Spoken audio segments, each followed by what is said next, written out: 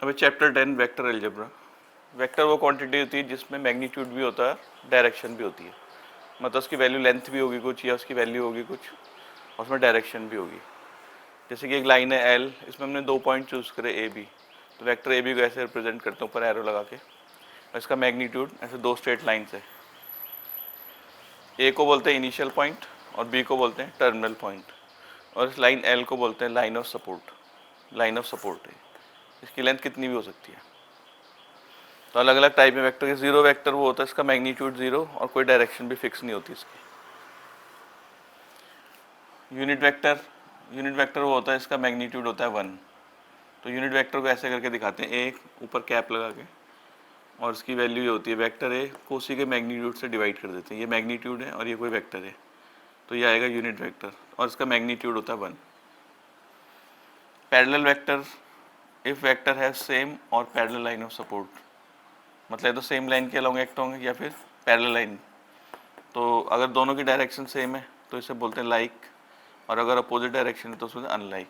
ये है like parallel vector, ये अनलाइक पैरेलल वेक्टर। तो इसमें मान लो दो वेक्टर पैरेलल है, चाहे लाइक है चाहे अनलाइक, तो उसमें जो वेक्टर ए होता है वो लैम्डा टाइम्स होता है बी का। इक्वल वेक्टर वो होते हैं जिनका मैग्नीट्यूड भी इक्वल होता है, डायरेक्शन सेम, मतलब लाइक वेक्टर होंगे और उनका मैग्नीट्यूड भी सेम होगा। Collinear vector which are parallel to the same vector and have their initial और टर्मिनल पॉइंट कॉमन। एक तो सेम वेक्टर के पैरेलल होंगे या उनका इनिशियल पॉइंट या टर्मिनल पॉइंट कॉमन होगा।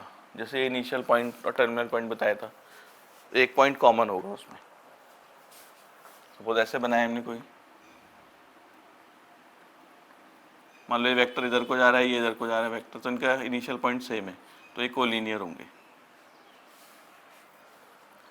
को इनिशियल वेक्टर मतलब इनका स्टार्टिंग पॉइंट सेम होता है जहाँ से स्टार्ट हो रहे हैं। जैसे ये एक वेक्टर ये है और एक वेक्टर ये है, दोनों का स्टार्टिंग पॉइंट ये है, तो इसे बोलते हैं सेम इनिशियल पॉइंट, तो इन्हें बोलेंगे को इनिशियल वेक्टर। एक्सरसाइज 10.1 इसका पहला क्वेश्चन है, ये है 40 kilometre 30 degree east of north, इसको ग्राफिकली रिप्रेजेंट करना है। ये डिस्प्लेसमेंट है, तो पहले ये बना ली डायरेक्शन, ये ईस्ट है, ये वेस्ट है, नॉर्थ ये साउथ। तो उसमें बोला है 30 degree east of north, north के ईस्ट की तरफ 30 डिग्री, तो नॉर्थ से ईस्ट की तरफ जाना है 30 डिग्री पे। अभी वेक्टर ये ओपी रिप्रेजेंट कर रहा है, इसमें हमने 4 डिवीजन मार्क कर दिए। तो स्केल क्या है, हर एक डिवीजन के लिए 10 किलोमीटर है, तो जाएगा 10, 20, 30 और 40। तो ओपी रिप्रेजेंट कर रहा है 40 किलोमीटर इसकी लेंथ, और डायरेक्शन है इसकी 30 degree east of north. Question 2 में बोला है अलग अलग वैल्यूज दे रखी, 10 kg 2 मीटर नॉर्थ वेस्ट, ये 40 डिग्री 40 वॉट 10⁻⁹ कूलम, और जाएगा 20 मीटर पर सेकंड स्क्वायर। बताना है कौन से वेक्टर है कौन सी स्केलर क्वांटिटी। तो मास है, ये स्केलर क्वांटिटी होगी। ये 2 मीटर नॉर्थ वेस्ट जैसे बना रखी है डायरेक्शन ईस्ट ऑफ नॉर्थ, तो ये भी नॉर्थ वेस्ट ही वेक्टर क्वांटिटी होगी। एंगल स्केलर क्वांटिटी होता है, पार भी स्केलर क्वांटिटी, ये चार्ज है ये भी स्केलर क्वांटिटी, ये एक्सेलरेशन है मीटर पर सेकंड स्क्वायर, इसका मतलब ये वेक्टर क्वांटिटी होगी। ऐसे क्वेश्चन 3 में भी दिया time period, distance, force, velocity, work done. तो क्लासीफाई करना है कौन स्केलर है कौन वेक्टर। तो स्केलर में आ जाएगा टाइम पीरियड, डिस्टेंस और वर्क डन, इनकी कोई डायरेक्शन नहीं होती। और वेक्टर क्वांटिटीज में आ जाएंगी फोर्स और वेलोसिटी। फोर्थ क्वेश्चन में दिया हुआ एक स्क्वायर दे रखा है, ये वेक्टर ए इस डायरेक्शन में, वेक्टर बी इस डायरेक्शन में, और वेक्टर सी इस डायरेक्शन में, और वेक्टर डी इस डायरेक्शन में। तो हमें इसमें फर्स्ट पार्ट में बताना है को इनिशियल वेक्टर कौन से हैं। को इनिशियल मतलब इनका स्टार्टिंग पॉइंट एक होगा। तो अगर हम देखें ए इस तरफ जा रहा है और डी इस तरफ, इनका स्टार्टिंग पॉइंट सेम है, तो ए और डी को इनिशियल वेक्टर हो जाएंगे। सेकेंड पार्ट में मुझे इक्वल वेक्टर।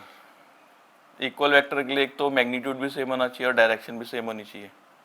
तो अगर हम देखें बी की डायरेक्शन ये है, डी की डायरेक्शन सेम डायरेक्शन है, और ये स्क्वायर है तो इनकी लेंथ भी इक्वल होगी, इसका मतलब बी और डी इक्वल वेक्टर है। थर्ड में बोला है कोलिनियर बट नॉट इक्वल।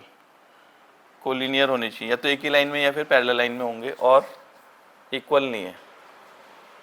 ये भी कोलिनियर है बी और डी, लेकिन ये दोनों इक्वल भी हैं, इसलिए इनको नहीं लेंगे।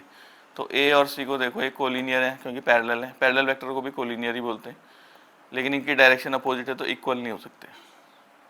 तो ये ए और सी वेक्टर ऐसे हैं जो कोलिनियर है पर इक्वल नहीं है। फिफ्थ क्वेश्चन है ट्रू फॉल्स का है। पहला है A and minus A R collinear. तो मैग्नीट्यूड तो सेम है, मैग्नीट्यूड से अगर मतलब भी नहीं है, पर इनकी डायरेक्शन अपोजिट डायरेक्शन है, पैरेलल वेक्टर हैं और पैरेलल वेक्टर हमेशा कोलिनियर होते हैं, क्योंकि अगर ए की डायरेक्शन इस तरफ होगी तो माइनस ए की डायरेक्शन इस तरफ होगी, तो ये कोलिनियर होंगे। सेकेंड पार्ट में बोला two collinear vector always equal in magnitude, मतलब कह रहे दो कोलिनियर वेक्टर है उनका मैग्नीट्यूड इक्वल होगा। तो ऐसा जरूरी नहीं है। मान लो ये वेक्टर और ये वेक्टर कोलिनियर है पर इसकी लेंथ ज़्यादा है, इसकी लेंथ कम है, तो मतलब ये फॉल्स है स्टेटमेंट। फिर है two vector having same magnitude are collinear. दो वेक्टर उनका मैग्नीट्यूड सेम है तो कोलिनियर होंगे, ये भी फॉल्स है, क्योंकि इनकी डायरेक्शन अलग हो सकती है। मान लो एक वेक्टर इस तरफ है और एक वेक्टर इस तरफ है, इनका मैग्नीट्यूड इक्वल है पर ये कोलिनियर नहीं है। फोर्थ में two collinear vector having same magnitude are equal. तो इसमें कोलिनियर वेक्टर भी दे रखा है साथ साथ और मैग्नीट्यूड भी दे रखा है, तो क्या ये इक्वल होंगे? तो ये भी फॉल्स है। क्यों? मान लो ये है दो वेक्टर है, ये कोलिनियर है, एक ही लाइन में एक्ट हो रहे, उनका मैग्नीट्यूड भी इक्वल है पर इनकी डायरेक्शन अपोजिट है। डायरेक्शन अपोजिट है तो इक्वल नहीं हो सकते, तो इसलिए स्टेटमेंट ही फॉल्स है।